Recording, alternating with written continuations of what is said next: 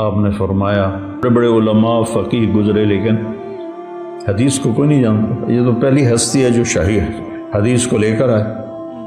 یہ سارے بریلوی دیوبندی اہل حدیث سنی سب کے جو سند حدیث ہے سب کی ولی اللہ پر جا کر جمع ہوتی ہے. اتنا عظیم سرچشمہ ہے وہ شخص پورے بر صغیر میں حدیث پاک کا. تو پہلے فلسفہ اور منطق اور خرافات، تو نبی والی زندگی نہیں پیش کی کہ میرے نبی کی گھر کی زندگی کیا تھی، اولاد کے ساتھ، ماں باپ کے ساتھ. ماں باپ تو تھے نہیں، پہلے ہی فوت ہو گئے. بچوں کے ساتھ، دشمن کے ساتھ، دوست کے ساتھ.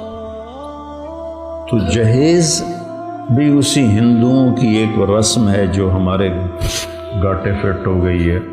اور ہماری طرح اب تو خیر کوئی نہیں رہا. یہ پہلے جب ہم چھوٹے چھوٹے تھے تو ہمارے سارے اگلی جو تھے بزرگ وہ سارے زندہ تھے تو وہ پوری رسمیں نبھایا کرتے تھے جو بھی ہوتی تھی.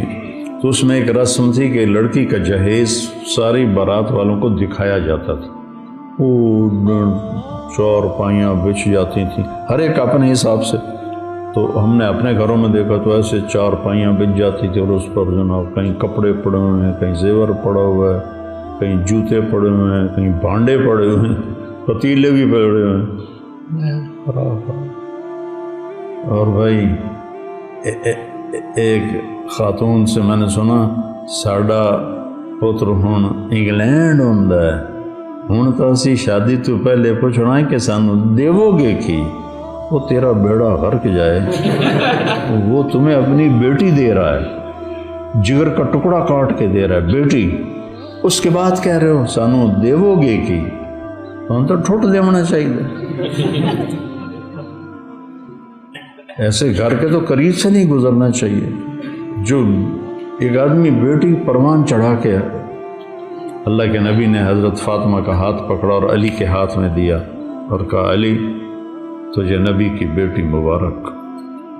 سبحان اللہ. اور پھر سیدہ سے فرمایا کہ فاطمہ مجھے میرے خاندان میں جو سب سے زیادہ محبوب تھا میں نے تیرا ہاتھ اس کے ہاتھ میں دیا، علی بن ابی طالب علیہ السلام.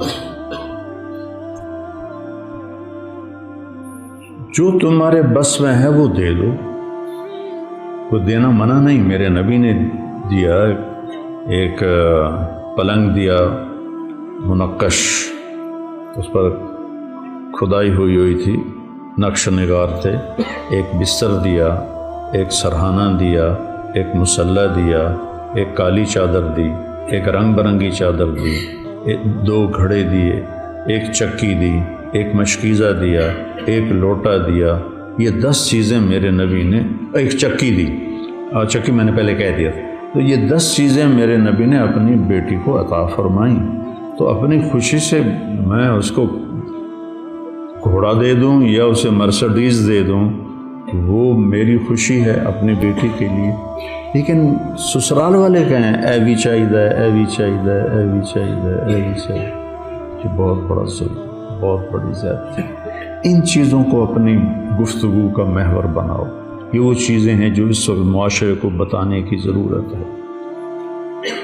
اور پھر اللہ تعالیٰ نے اس کو کس قدر خوبصورت تشبیہ دے کر ہمیں سمجھایا، ہن لباس لکم وانتم لباس لہن.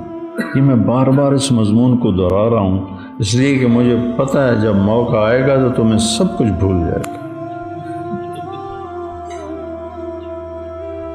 تو میں بار بار تمہارے دماغ کے دروازے پر دستک دینے کی کوشش کر رہا ہوں کہ تمہیں یہ جو غصے کے وقت آدمی بے وقوف ہو جاتا ہے، بے عقل ہو جاتا ہے، غصہ عقل کو کھا جاتا ہے.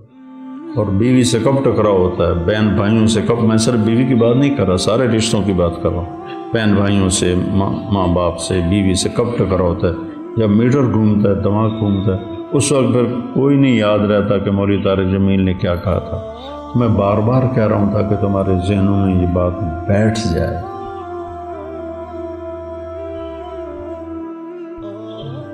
سب سے مشکل کام ہے اچھے اخلاق، کیونکہ ان کے سیکھنے کا وقت سب سے مشکل وقت. ابھی میں وہاں سے گھر سے چلتا ہوں کہ میں نے جا کے درس قرآن دینا ہے، میں نے ظہر کی نماز پڑھنی ہے. میرے لیے مشقت ہے. میں 10 منٹ کی ڈرائیو سے آتا ہوں، پونا گھنٹہ یہاں بولتا ہوں، لیکن میں ذہنی طور پر تیار ہوں اس مشقت کو برداشت کرنے کے لیے. روزے سے حلق خشک ہو رہا ہوتا ہے اور بولا نہیں جاتا اور پیاس لگ رہی ہوتی ہے، جسم میں تپش ہوتی ہے. میں تیار ہوں کہ مجھے یہ مشقت برداشت کرنی.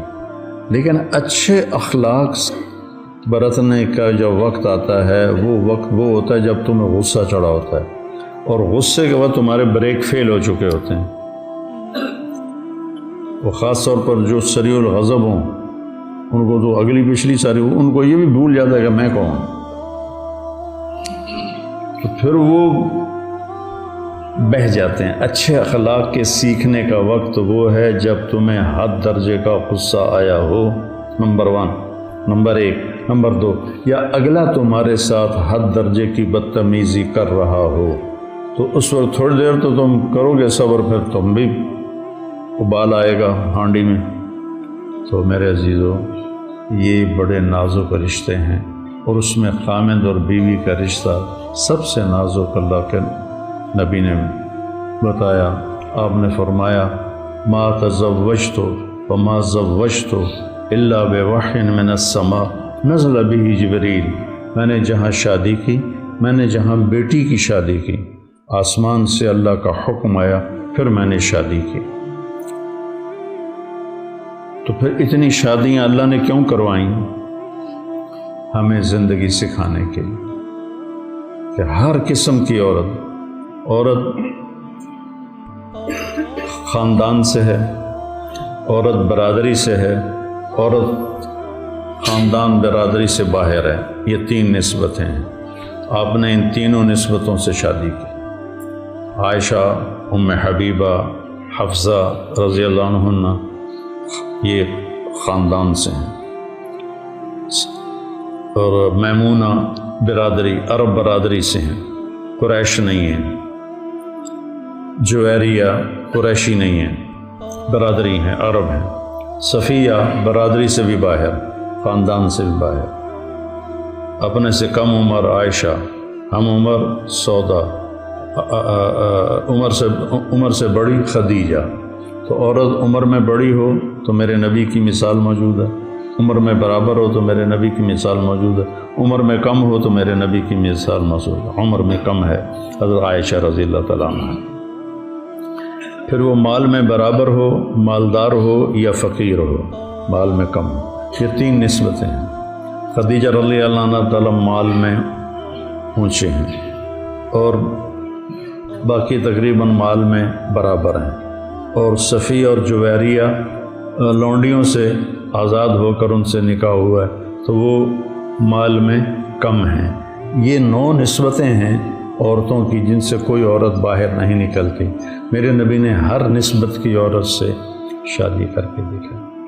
پھر غصے والی ہیں، درمیانہ غصہ ہے، بالکل ہی خاموش ہیں، ان سے بھی شادی کر کے دکھائے. حفصہ رضی اللہ عنہ اپنے باپ کی طرح غصے والی تھی. ایک دفعہ آپ نے ان کو طلاق بھی دے دی تو جبریل آئے کہ اللہ تعالیٰ کہہ رہے ہیں رجوع کرو کہ عمر کو تکلیف ہوگی. اور دوسرا، حفصہ کے لیے ہم نے لکھ دیا ہے یہ آپ کی جنت میں بیوی ہے، تو آپ نے رجوع فرمایا. حضرت سودا